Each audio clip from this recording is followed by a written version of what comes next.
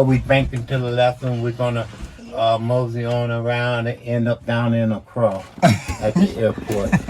So make sure everybody fastens their seatbelt and enjoy your ride, cause here we go. There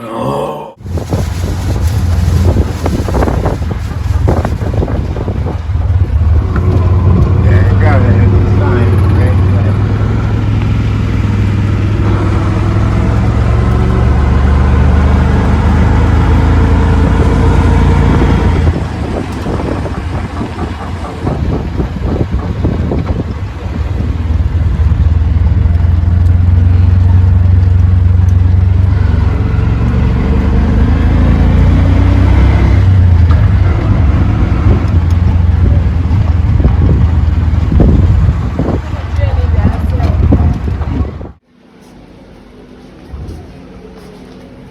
Welcome to Red Place. So this is a personal studio of Ibrahim Mahama. So Ibrahim is an artist. So what we do here is we do exhibition of his works and then different artists as well. So currently we are showcasing his work, and then we have a photographer called James Bam. So James was the personal photographer for Dr. Kwame Nkrumah. Yes, he also spent time in the UK, so that's where he met Muhammad Ali. Also shot some pictures, took some pictures of him. So he was celebrating his 95th birthday, so that's where we then decided to honor him by showcasing some of his pictures here. So we'll show you some of the pictures later on. So over here we have this stretchers. So this particular stretchers happens to be the ones that they were using in the Second World War to carry the injured military. So he got these originals from Greece, then he then decided to make replica in addition. So the replica ones, he collected some fabrics from fishmongers, some tarpaulins from mechanics. So normally when they use those ones to ply their trade for some time, it absorbs what it has been exposed to. So he was interested in the details that it generates, where he then decided to use them to make the replicas. So he made these replicas in Accra and then got these originals which were staying with human remains in Greece. So these are stretchers from World War II.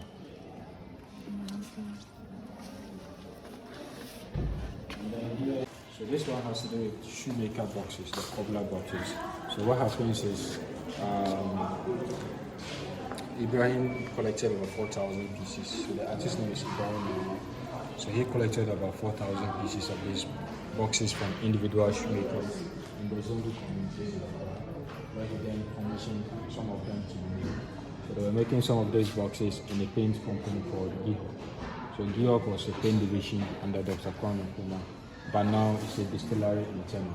So Ibrahim had the opportunity to make some of these boxes in their abandoned warehouses. So the theme of this work is sleep. So the youth from the north here used to kind of move down south to Accra in search for lucrative jobs. So when they go and they aren't getting their desired jobs, this was their means of employment. So they used to move in various homes, mending people's sunglasses. So each shoemaker guy had a unique style of box that they preferred. So that's where you get to see these boxes looking differently. So as this has to do with labor, he fused in these ones which are made out of old canoe. So when these canoes are broken, fishermen normally prefer making these boxes out of them, which they use as fish crates, rather than burning them as firewood. And we also fuse in these ice skate sandals. Okay. So where these fishmongers get them, where they will now sharpen the metallic blades of them, which they will use as knife to split fish. So they believe when these metallic ends are sharpened, they are durable and it doesn't wear out as compared to ordinary. This collection of photographs. So this photographs has to do with tattoos and some jute sacks. So these tattoos were mainly done on traders' arms. So traders used to kind of write their names, beloved ones' names on their arms. So in case of any tragedy, they could easily use those names to do the tracing. So mostly traders from the north, some from Volta region, used to kind of ink their beloved ones' names on their arms as a form of an ID. So some used to kind of write them as a form of showing gratitude to one's partner. So some used to write their boyfriends or girlfriends' names on their arms, some wives and many more. So Ibrahim had this jute sack work where he involved them to help in stitching these jute sacks. So what happens is the Ghana Cocoa Board normally bring these jute sacks into the country from Bangladesh or India, where they use them to bag cocoa. So eventually they will sell them to traders in the market. So those traders will now use them to bag different things. So when they finally see to bag charcoal, that's when it totally fails. It cannot be used anymore. So he's interested in failure and crisis. So he then decided to collect those ones which are no more needed or which are described as failure. So which he involved those headquarters to help in stitching them. So this is some strong men and maps. So this maps happens to be some of the mining areas in the Gold Coast. Back in the Gold Coast, we had different nationals coming in. So we had Germans bringing trains from Eastern Germany to the Railway Institute in Secondary. So what will happen is when they bring these trains, that's where they used to kind of involve people down here in the north. And then back down to the northern part of Gold Coast, which happens to be here, wasn't classified as part of the north, or even classified as part of the Gold Coast. It was known as the Northern Territories. So people here were known for farming and hunting.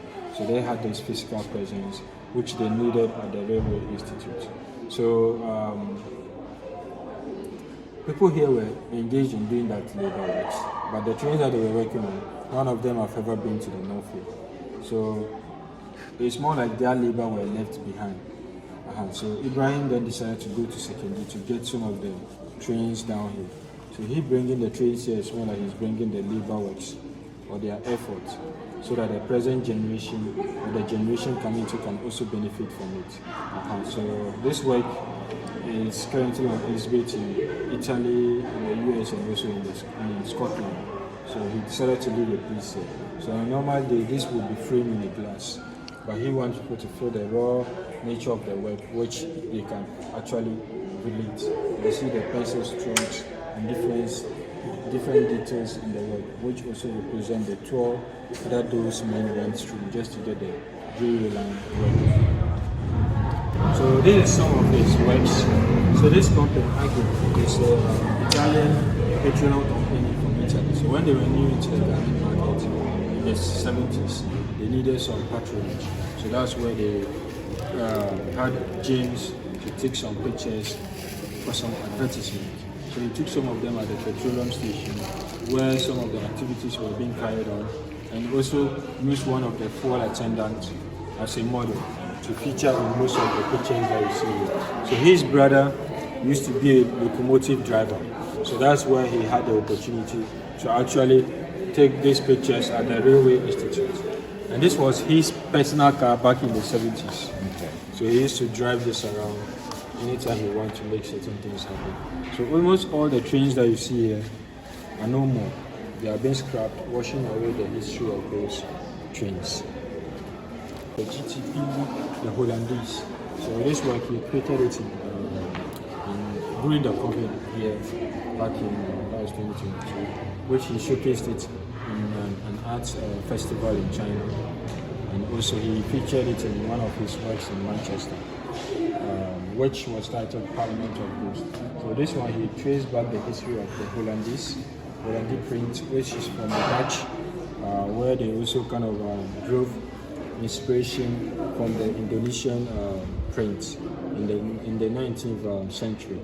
So in Europe, they saw this print as a replica of the original, so they didn't actually value or didn't pay much attention to it. But when it was introduced into the West African market, it was welcomed. It was kind of booming, and Accra was the hub for that exchange, buying and selling of the Dutch print. So Nigerians used to come to buy the prints there. So that's where they also adapted a name for the print, which they call the Ankara print. So he considers that and also pay homage or also pays respects to the role that textile play in our daily lives and human history as well. So dating way back in the Stone Age era, where humans used to wear skins as clothing, and then leaves as clothing. So textiles has really played a good role in human life. I mentioned of Germans bringing trains to the Gold Coast. So these are some blueprints of the plans of the trains. So they used to sail a lot. So most of the originals were drawn on fabrics. So these were created in 85. We were recreated. So what they were doing is they write some of the things in German and they will translate it into English. So those who understand German. So here we have the table fan engine. So normally if one goes to the airport, they don't actually allow people to see certain vital parts of this and also even touch them. So here it's more like an opportunity for that and also to appreciate the brains that goes into making these vital parts of the plane to actually work, to make the plane to fly. And then here we have this fugu. It's a local attire in the north here. So these ones are over a century. We got some of them from chiefs, some from individuals in the community. So the kind of cottons that were involved in making this were gotten down here in the north. So it's quite unique from the ones that they are now making from China and different places. So the color combinations of this had meanings. So chiefs, sub-chiefs and their language kind of had a common tool, which was these colors as a medium of communication, which one could wear a certain color to a certain derby or to sit at the chief palace. So they had meanings. Now we have this Record player. the record player, the gramophone, which was used to play music some years ago. So they have different versions of those ones. And then we have this, some jewelry box. So they used to keep jewelries in this. So it was the rich who could actually afford this. So they had symbols of the Ashanti Kingdom encrypted on them. So some used to buy it for decorative purpose, for people to kind of come into their home to feel like they are rich. It used to kind of it symbolizes wealth. So some used to kind of purchase it for that. And we have some of the Georg Pain division, their invoices. So most of these invoices were being bent, thrown away and all that. So we then decided to kind of get them into the space over here. I'll make sure you have some cool water with you. And you're going ready. And then this is some suitcases. So they had mini ones, some military hats. So this is made by the Germans for the Second World War. It's iron. Okay. It's metallic. You can feel it. Iron, metallic. You gotta have a strong neck to carry that on there. And some exercise books from Scriptures. So this they came me back in 2013. Almost 12 years. So mostly when these books are no money, they never get rid of them. We have some Coca-Cola bottles here. So, the north here we have the fugu. They have kente. So he collects all these items. And then we have the train slipper. The train slipper. So this is over 2 centuries, 200 years. So they had a special way of treating them, which prevents insects and other termites from feeding on them. And they called what? The train slipper, the locks. The locks. So this one we brought it from Secondary Takrali. So they used to kind of, the locals they used to pick it up, send them into homes as Firewood? no, not as firewood also, and also as benches. Okay. Where they can actually sit. This was scrolls, replica. So here you see some material that they use in making the space to actually make this. And these are miners lamps. These are the old version of lanterns. So they used to pump them before the lights could be generated. I use this one. I use it the fish way. Pump it up, set it on the bank at nighttime and fish. Yeah. Put gas in it. So we also, this one is a mask. So it was made and worn by hunters from Mali. So what was happening is they were hunting in pairs. So one will wear it like a cap, wear the costume. So they were using them to hunt these big birds on the water, like the flamingo and minimum. So one will wear it mimicking the bird, whilst the other one we had also to pull the trigger. So it was a common practice among them. And then we also introduced some of the cementing pairs from the early construction phase of the institution. So as the cement companies changes their packaging, time to come, this wouldn't be there again. So it's more like we are keeping it for the newer generation coming. So all the shells are from the Railway Institute in secondary. So they used to keep documents and all that. So this was made in Czech Republic in 1991. 1991. This is from Turkey? Czech Republic. Okay, thank you. Then I also mentioned of traders transferring their names onto the jute sacks. So you can see here, Akos wrote her name on the jute sack, a different name, Sharif and many more. So just to show ownership. And then, due to the overusage of the jute sacks, you get to see that some of them get tattered. So which also serve as scars to represent the toll that it also went to just to please those who own those jute sacks. So this was done in Tech, Kwame Nkrumah University of Science and Technology. So he covered one of the halls with it. And this was the before picture of the space. Before he covered the space with the jute sacks. This is how it looked like. And then we have this motorbike, the Tomos motorbike. So this, it was popular in the 50s. Yeah, so this was where you could actually read your fuel. This was the fuel gauge. Okay. And it had speedometer here. And this is where they used to put the number plates. Okay. And then the starter and the gear used to be at the left. Now we have ones at the right, which are normally used in the senior high schools. So they have mechanical ones. So these wooden ones, when they are no more in use, either they burn them as firewood or they throw them away. So he then decided to convert them into shelves and also make some parts out of this similar things. So Masons normally wear them. I see the guys who take trucks use that and then they carry it Yes. on their head. Yeah, they throw them. So here he kind of is celebrating the labor works. That actually happens here with this particular one. Okay. Yes. So You have the finished product somewhere? No, finished product is a purse, a shoe. you want the purse? Yeah. The purse they A always wallet. they finish they never have it in the market. They have it in the market. But this one, the artist plans on transforming it into an artwork. Okay. So he's currently collecting these ones.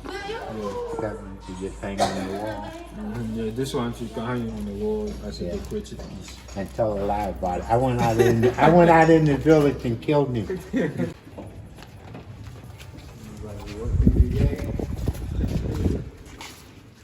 So this is another installation of Ibrahim Mahama. So here we have this work titled Capital Corpses. Chairs as corpses. So due to their rustiness and also some of the parts are no more, they generate these unique sounds which he compared to the sounds of trains. Okay. So with these ones, he organized scrap dealers where they went around collecting them. And with these dexes too, he got them from schools in Kumasi, which he's interested into the designs of those dexes and also the graffiti paintings on those chairs. Okay. So with this design, this was a kind of design that the British made to kind of introduce formal education to this part of the world. Okay. So he collected those and then made newer ones for the students. And the blackboards that we see here, he brought them from the rural communities down here in the north, where he provided marker boards for them. So at that time that they were collecting these blackboards, this was what they were being taught in the classroom space. So he then decided to leave those on the blackboards. with the help of the motors, with the black motors, it helps it to propel. So with the original, so with the piece, he made a piece in Manchester. Okay. So with that piece, it worked with a sensor. So immediately you walk into the space, the machines will propel. But with this one, he made it in the form of keys where individuals can play with it to generate these tunes. So it's this one. So those sounds, you can use them to kind of relate to different trains. Trains and different machines as well. But the ones that they use in the shops, it sounds differently. Okay. Because of the complete nature of it, and it sounds different from these ones, which some of them the parts are no more, and also they are rusted also. You can try.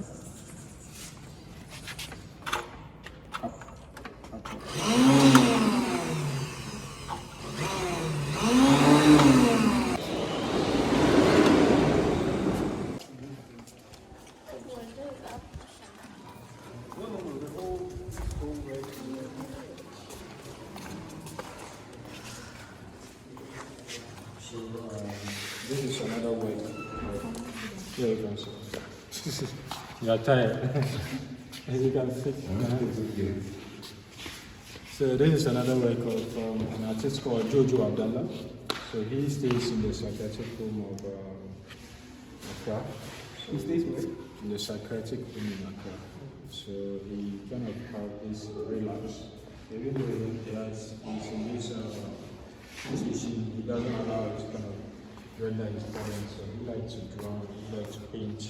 So he's a guy, he does his work around the Ga community, the psychiatric homes, and many other things. So he did all these works over here. So you can move around, have a look of them, and the text. So we have some text around it, which you can also watch. Made by the Russians for the Second World War. There are certain tourists from Poland bought it and customized into a private jet. So when he brought it, planning to fly, they gave him short for like 6 months. So after that period, we couldn't use it again. So it was grounded at the airport for almost 20 years. Okay. That's when the artist started complete. Water. Sure. You can go in and have a look at all this. Yeah.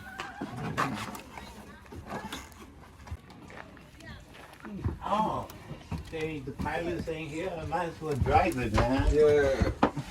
Sure. Pull off later.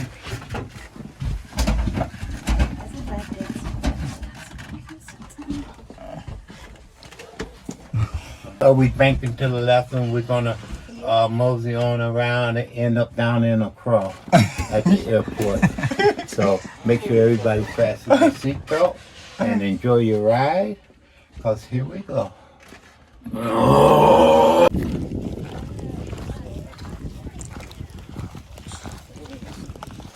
don't want to come around, so I think today you haven't. Or you'll come later.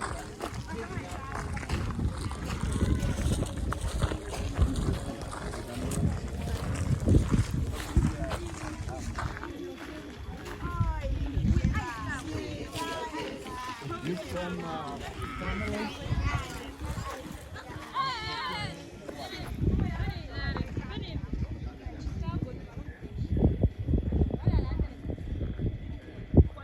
So you have to convert it into accommodation spaces like guest house. Okay. So when people come around, they can stay in it. So that's the plan for this one here. And then the building there will be used as a greenhouse. Okay. Where they'll be doing some experimental things on it. They'll be inviting different farmers to kind of partake in it.